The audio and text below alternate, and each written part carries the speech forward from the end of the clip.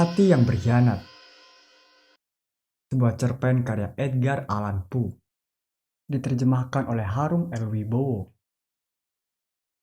Sumpah, aku tidak mengerti kenapa kalian menganggapku gila.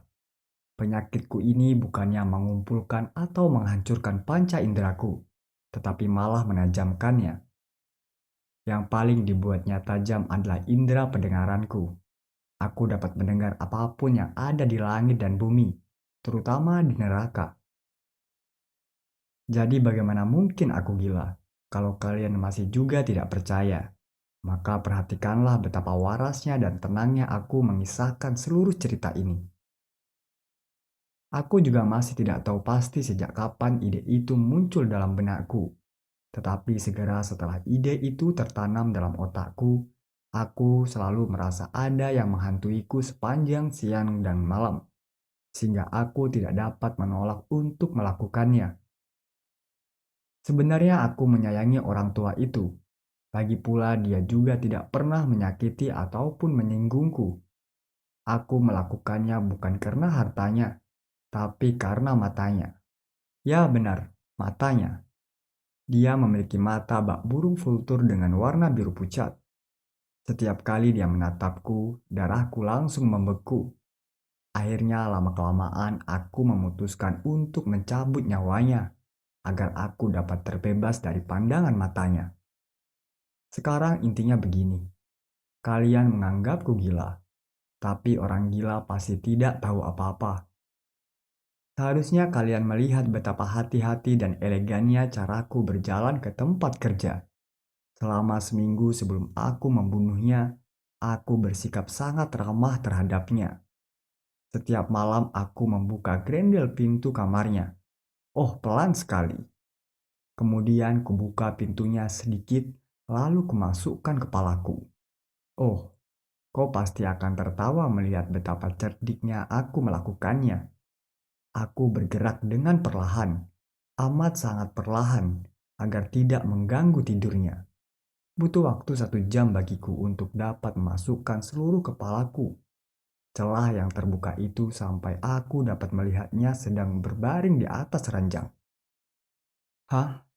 Kalian pikir orang gila bisa secerdik ini?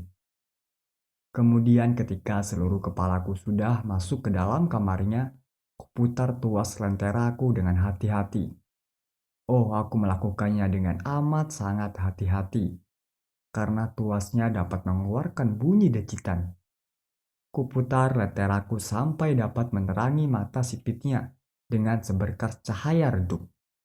Dan ini kulakukan selama seminggu penuh, tepat saat tengah malam. Tapi matanya selalu tertutup, sehingga tidak mungkin aku membunuhnya. Karena bukan orang tua itu yang menjengkelkanku, tapi mata kejinya itu. Dan setiap pagi ketika hari mulai petang, secara terang-terangan aku pergi ke kamarnya dengan gagah berani lalu memanggil namanya dengan nada menyentuh hati dan menanyakan bagaimana tidurnya malam tadi. Jadi kalian tahu sendiri kan, kalau tidak begitu dia bisa curiga kalau setiap malam, tepat jam 12 malam, aku selalu menatapnya saat dia tertidur. Pada malam ke-8, aku lebih berhati-hati daripada biasanya saat membuka pintu. Jarum jam yang menunjukkan menit bergerak lebih cepat. Sebelumnya tidak pernah aku merasakan batas kekuatanku atau kecerdikanku. Aku hampir tidak bisa menyembunyikan kegembiraanku. Bayangkan saja, aku di sana, membuka pintunya sedikit demi sedikit, dan dia bahkan tidak pernah mengira atau membayangkan hal yang kulakukan ini. Aku sedikit terkekeh dibuatnya. Dia mungkin dapat mendengar suara tawaku, karena tiba-tiba dia bergerak di atas ranjangnya seakan terkejut oleh sesuatu. Sekarang kalian mungkin berpikir aku akan berlari keluar, tapi tidak. Kamarnya segelap dan setebal kegelapan malam, karena tirai jendelanya tertutup rapat untuk menghindari pencurian. Dan dari sanalah aku yakin kalau dia tidak dapat melihat pintunya terbuka. Sehingga aku terus membukanya pelan-pelan. Kepalaku telah masuk, Dan saat ku coba menyalakan lentera, jariku terpeleset di tuasnya. Kemudian orang tua itu terbangun sambil berteriak, "Siapa di sana?" Aku berdiri bak patung dan bungkam. Selama 1 jam penuh aku tidak bergerak sama sekali. Dan sementara itu tidak pula aku mendengarnya berbaring kembali. Dia masih duduk di atas ranjangnya, mencoba mendengarkan suara-suara di sekitarnya, seperti yang biasanya kulakukan malam demi malam, mendengarkan kematian yang selalu mengawasiku dari balik dinding. Beberapa saat kemudian aku mendengar suara rintihan kecil, dan aku tahu bahwa itu adalah suara rintihan manusia yang ketakutan. Itu bukanlah rintihan kesakitan ataupun kesedihan. Oh, bukan. Itu adalah suara cekikan lemah yang datang dari jiwa yang dilimpahi perasaan kagum. Aku tahu benar suara itu. Selama bermalam-malam, tepat saat tengah malam ketika dunia tertidur, suara itu mengalir di dalam dadaku, semakin dalam dengan gaungnya yang mengerikan, bak teror yang selalu mengusikku. Sudah kubilang, aku tahu benar suara itu.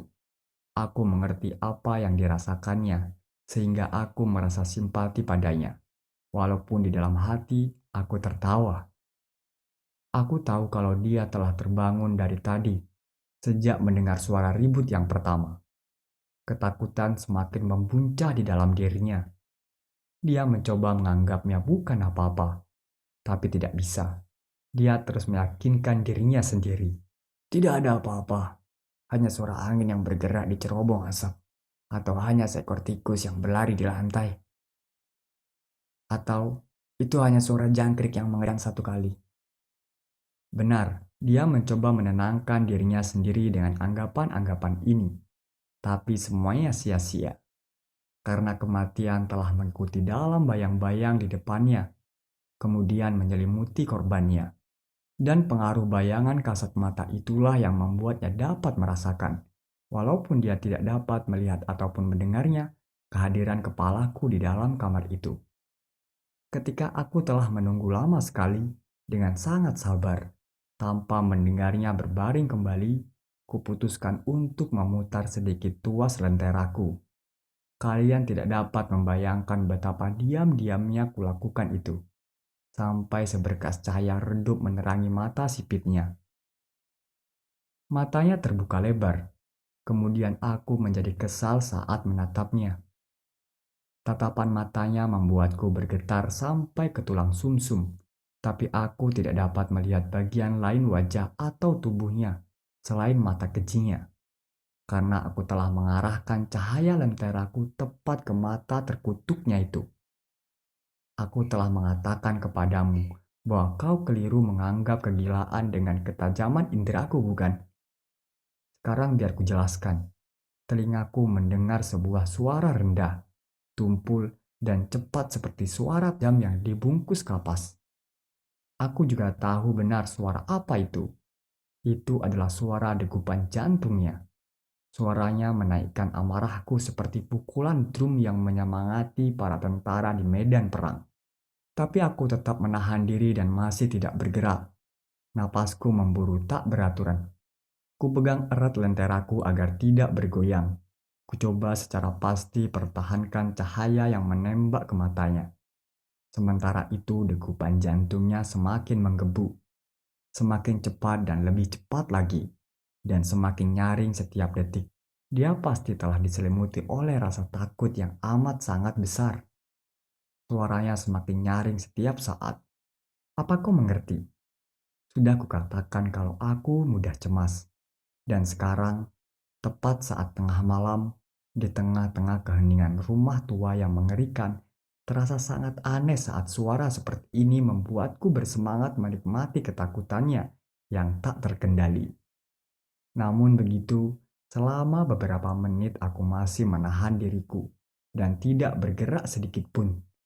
Tapi degupannya semakin nyaring. Kurasa jantungnya pasti akan meledak. Dan sekarang kecemasan yang lain merengkuhku. Suaranya mungkin dapat terdengar oleh tetangga. Waktu orang itu telah habis. Dengan teriakan keras kuputar penuh tuas lenteraku dan melompat masuk ke dalam ruangan. Dia langsung menjadi tertahan, dan sekejap kuseret dia ke atas lantai dan mengangkat kasurnya yang berat dan membekap tubuhnya dengan itu. Kemudian aku tersenyum riang karena sejauh ini perbuatanku telah selesai. Tapi selama beberapa menit, degupan jantungnya masih berdetak dengan suara teredam. Tapi ini tidak menjengkelkanku. Suaranya tidak akan terdengar melewati dinding.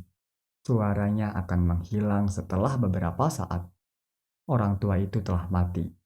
Kugeser kasurnya untuk dapat mengamati mayatnya. Benar, dia telah mati kaku. Kuletakkan tanganku di atas dadanya agar dapat merasakan degup jantungnya selama beberapa menit. Tidak terasa adanya denyut nadi.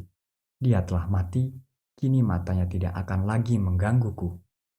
Jika kau masih berpikir aku gila, maka kau tidak akan lagi berpikir demikian saat kujelaskan tindakan cerdik yang kulakukan untuk menyembunyikan mayatnya.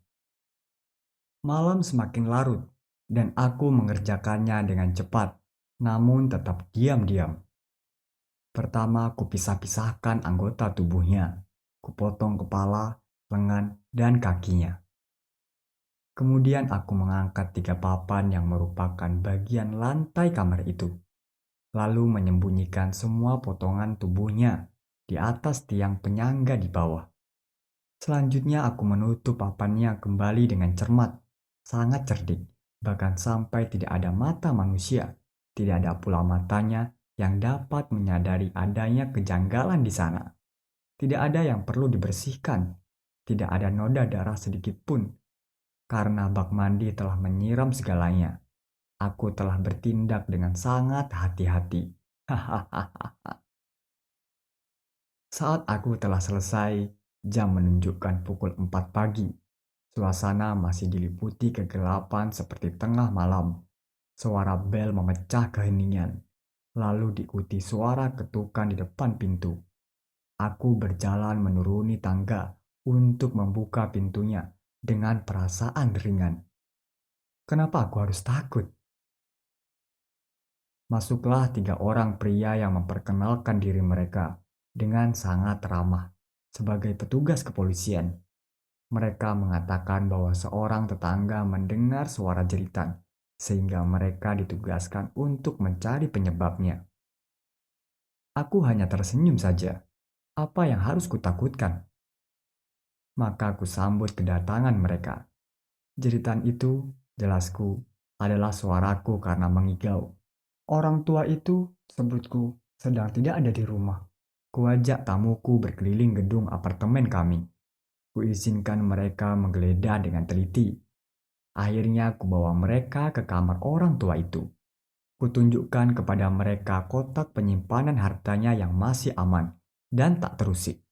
Dengan percaya diri kubawakan mereka kursi dan meminta mereka untuk beristirahat di sini untuk melepas lelah. Sementara aku dengan sangat berani menempatkan kursiku tepat di atas titik di mana mayat korbanku beristirahat. Para petugas itu puas. Kelakuanku meyakinkan mereka. Aku memang bersikap santai. Kami mengobrol, dan aku menjawab pertanyaan mereka dengan riang. Lalu para polisi itu mengobrol di antara mereka. Tidak lama kemudian aku merasa diriku semakin pucat dan berharap mereka pergi. Kepalaku sakit dan terdengar dengingan di dalam telingaku. Tapi masih saja mereka duduk santai dan mengobrol. Dengungan itu semakin jelas. Suaranya semakin menjadi-jadi dan semakin jelas. Aku berbicara apa saja untuk menghilangkan perasaan itu. Namun suaranya masih berlanjut dan semakin pasti.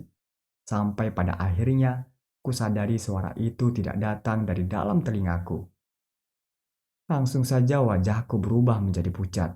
Tapi aku mencoba berbicara dengan lebih lancar dan dengan suara yang ditinggikan. Namun suara itu malah semakin nyaring, dan apa yang dapat kulakukan?